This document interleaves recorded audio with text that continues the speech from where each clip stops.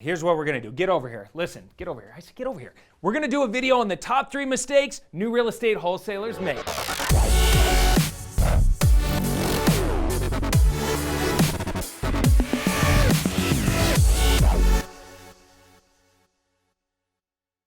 Hey, what's going on? It's Cody Sperber, the Clever Investor here, and today's video, we're gonna be talking about the top 3 mistakes new real estate wholesalers make. Now, I've been in real estate for over 14 years now, completed over 1,000 real estate transactions, have mentored tens of thousands of students through my trainings in my companies, and the mistakes that I'm about to share with you today, they're completely avoidable as long as you are aware of them. Now, the truth is, most new real estate wholesalers, they fail to even get their first deal and get off the ground, and they end up quitting the business because of certain mistakes. What are those mistakes? Well, we're going to talk about them here today. And here's the truth. A lot of people have had bad coaching, or they're out there winging it. And it sucks because this business, it's not that hard. In fact, it's actually quite simple. You just need the right education and somebody like myself to help mentor you through the process. Now, that's why I'm putting out these videos on YouTube, because I just don't want you to make the same mistakes that I made. And I also know what becoming a successful real estate investor can do for you and your family. So with that said, let's dive into the 3 biggest mistakes I see new real estate wholesalers make. Now, mistake number 1, and this is a big one, is focusing on the wrong activities. Now, just think about this. When you're new, especially as an entrepreneur in the real estate business, I see a lot of people, they get so excited about this business, but there's a lot of moving pieces and it can be scary and a little overwhelming. So what they do is they default down to focusing on the path of least resistance, the easy activities. And a lot of times the easy activities, they're not the money-making activities. So they're focusing on the non-money-making activities like business card design and website design and getting their logo perfect and the colors of their website perfect. And a lot of times they're taking advice from some lazy guru or some random person that they met at some networking event that is focusing them on the wrong activities. So just think about this. Let's say, I don't know, you hire some, real estate coach or some phone coach, and the first thing they tell you to do is you got to go build your power team, right? You're new in this business, you need a power team around you.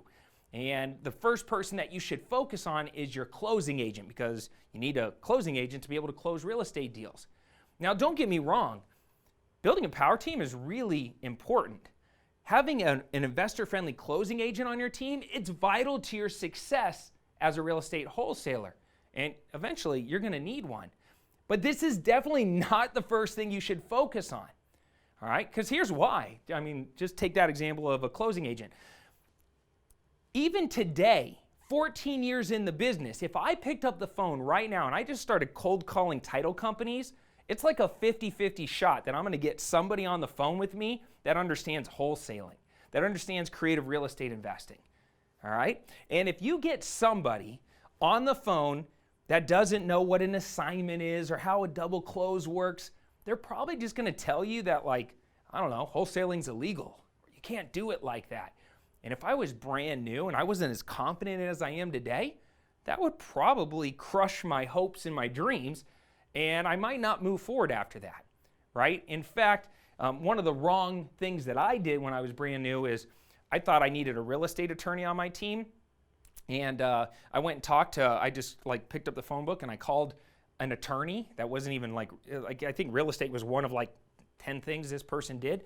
And they told me that wholesaling was illegal. So I was completely devastated because, I looked at them like an expert. All right. So even though wholesaling is perfectly legal, and the very next attorney I talked to told me, oh yeah, that's perfectly legal. Let me show you how to do it and help me out with my paperwork. I could have ended up talking to the one person, quitting the business, and I would never went off to make millions of dollars and changed my family's future. So don't focus on the wrong money-making activities. And part of the reason that people struggle even building their power team or going out and talking to people is because they're brand new in the business. They don't even speak the language of real estate yet, so it's very hard to explain what you do to people powerfully enough to compel people to get on your team. All right, here's the reality. All right, this is the reality. There's only 2 things that you should be focusing on in your first 90 days as a real estate wholesaler. Just 2. Finding deals and building your cash buyers list. And you should be putting about an equal amount of time into both of those activities. All right, just get right on the phones. Go to Craigslist or get right on the phones and just start calling for sale by owner and practicing your script. Practice talking to sellers on the phone and get good at it, right? Actually, I'm going to have my team put a video somewhere on here where we start talking about lead generation, all right? Go and watch that right after this video and get some ideas of how to generate some leads so you can find some sellers and then just practice getting on the phone, even if you're not good at it yet, right? Just practice, practice, practice, because sourcing deals is a very important money-making activity, all right? At the same time, I would focus a couple hours of my day on building my cash buyers list. Now I'm going to have my team put up another video somewhere here where we talk about a couple creative ways to build your cash buyers list. Then just take that information, get out there and deploy it, because I'm telling you right now, if you find a deal, find a seller, find a buyer, and you put a deal together and you just looked at your cash buyer and said, hey, where do you like to close your deals at? They're going to tell you which investor-friendly closing agent they like to use. All right, so you end up achieving your goal of helping build your power team by actually putting a real deal together. All right, so that's how that's going to work. So avoid mistake number 1, which is focusing on the wrong activities. All right, let's move on to number 2. This kind of goes hand in hand with number 1, but this is asking real estate agents for advice. I see new real estate wholesalers do this all the time. They have a cousin, they have a friend, somebody that, that they know or they have access to that happens to be a real estate agent. And they run up to them and they say, I'm a brand new real estate investor and I'd like advice on how investing works. And I want to do this thing called wholesaling. I'm going to find houses at a discount and I'm going to flip them and I'm going to sell them. And, they start asking real estate agents for advice. Now, here's the challenge with this. I have worked with a lot of really great real estate agents. Some of them are so passionate, so cool, so good at what they do. They have helped catapult my business to the next level.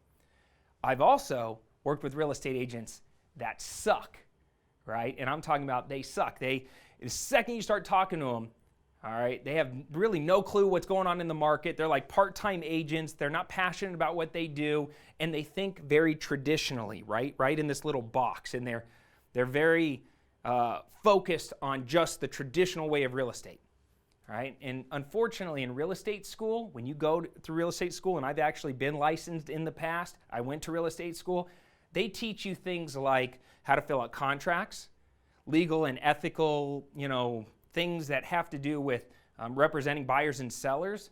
They show you how to, take the square root of a piece of land and multiply it by some yards and you get, some equation or something like that. It's very weird what they teach you in real estate school, but what they don't teach you is creative real estate investing or how investors work or wholesaling. They don't really teach anything actually about real estate. It's all like the legal and ethical side of things. So, if you go to a real estate agent and you happen to get somebody who doesn't know what they're doing, there's a high probability that they just shut you down and say, you have to be licensed to do that. It's illegal to do that. Don't do that. You can't do it that way. And I'm telling you right now, if you're new and your confidence is shaky, once again, you're going to find yourself second guessing yourself, or they're going to give you bad advice and you're going to end up going in the wrong direction. All right, so avoid mistake number 2, which is asking real estate agents for advice when it comes to wholesaling. What do you guys think so far? If you like what I'm saying, here, let's have a little fun. If you like what I'm saying, down in the comment section down below, write something like Clever Investor for Life. All right, just type out Clever Investor for Life in the comment section. Tell me your biggest takeaway so far, and I'll tell you what.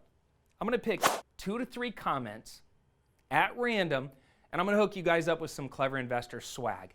Might be a hat, might be a shirt, something like that. So just put Clever Investor for Life. And if you're a real gangster, you can put Faux Life. And I'm going to pick some random winners and give you guys some swag for just participating and playing full out. All right, let's keep moving on. Number 3, and this is also a big one. The third biggest mistake I see new real estate wholesalers making is trying to teach sellers what wholesaling is. Stop trying to explain the process to people, all right? I get wanting to be ethical. I get, like, for me to stay within integrity, I don't like misleading people or, not telling them everything. So I kind of had a challenge with this, but here's the reality. Try to explain to your friend what wholesaling is and see if they get it instantly. I mean, just think about for you. How long did it take for you to wrap your hands and your understanding around this concept? It's kind of complicated, right? So stop trying to explain it to some random seller what wholesaling is.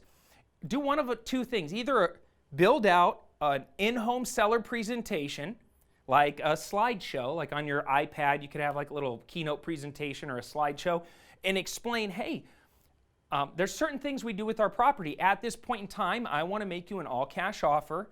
If you accept it, we're going to close on this date. You don't have to make repairs. You don't have to pay commissions. There's no closing cost. I'll pay for all that stuff. And at this point in time, there's multiple things we may do with your property. Sometimes we buy it, renovate it, and resell it on the open market, right? Just like you see on TV. Sometimes we buy it, maybe do a light renovation and rent it out.